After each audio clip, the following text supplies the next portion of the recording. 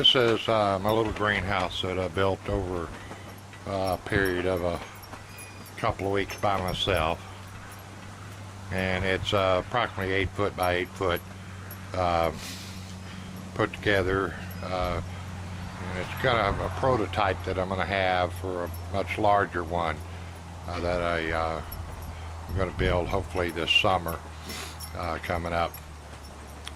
Now, like I said, I built this over a period of a couple of weeks, mainly because I'm totally by myself. My wife is up north babysitting the grandbaby while my daughter's deployed.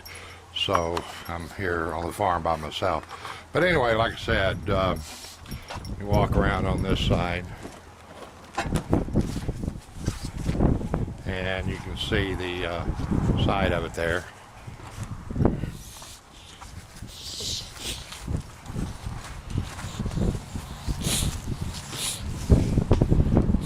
Excuse me. And the back here, now that right there, that little rectangle in the middle is eventually where I'm going to put a window. I'm not doing that right now.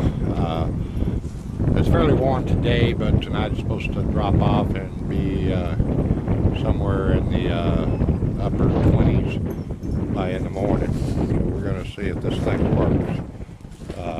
Anyway, coming back around, here's the other side. Now, down here at the bottom, you'll notice I left a flap of plastic, and it's way down the brick. And the reason for that is the ground is not level here. It's kind of a gap right up in this area here. And I didn't want to dig it down. This greenhouse is going to move next summer. So that's just kind of to help hold the air from being not blown in and out.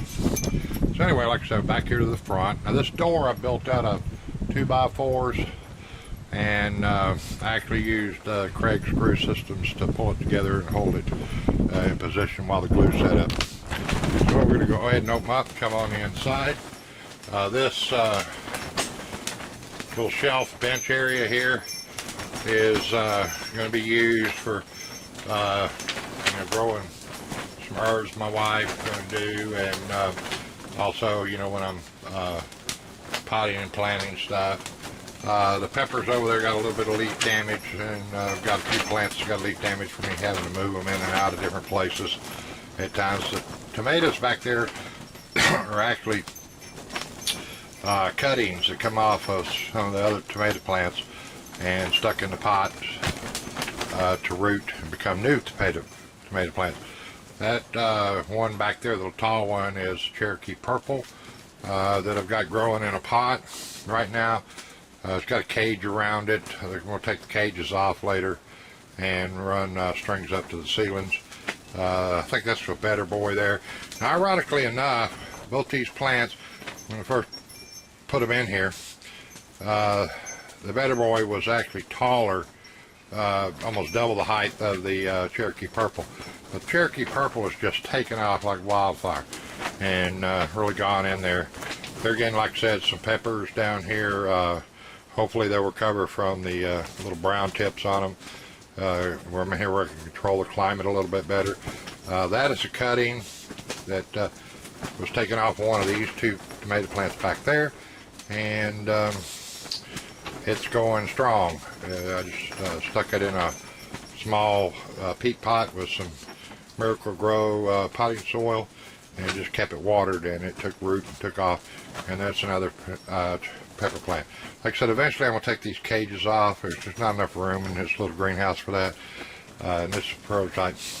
That right there is an avocado tree, and it's had a few bugs eating on it while I was outside and stuff.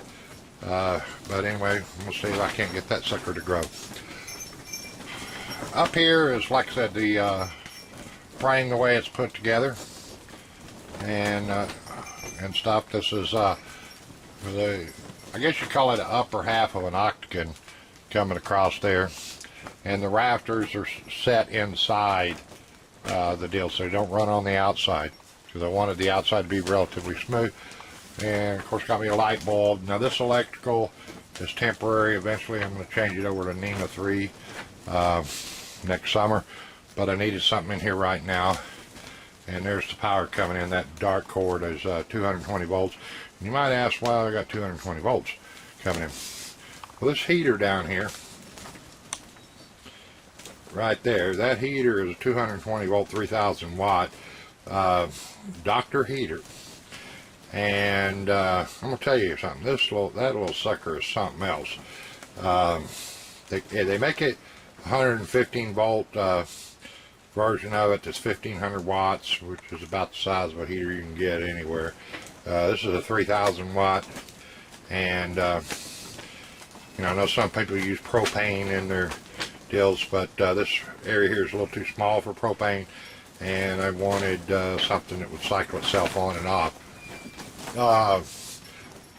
Now this is, a lot of you are going to find strange, that right there's a camera, and that is a range extender that I don't have an antenna for yet. When I come in, I got just a piece of wire tacked onto it, because I want to put a big dial thermometer back here where I can kind of keep an eye. I don't want to have to come out in the middle of the night and make sure everything's working right. So I figured I'd put a camera in here, and that way I can pull it up on my computer inside and see what's going on. And then, like I said, the door, got a garage door spring. I didn't have an S-hook, so I made my own. If I want to clip it in right here.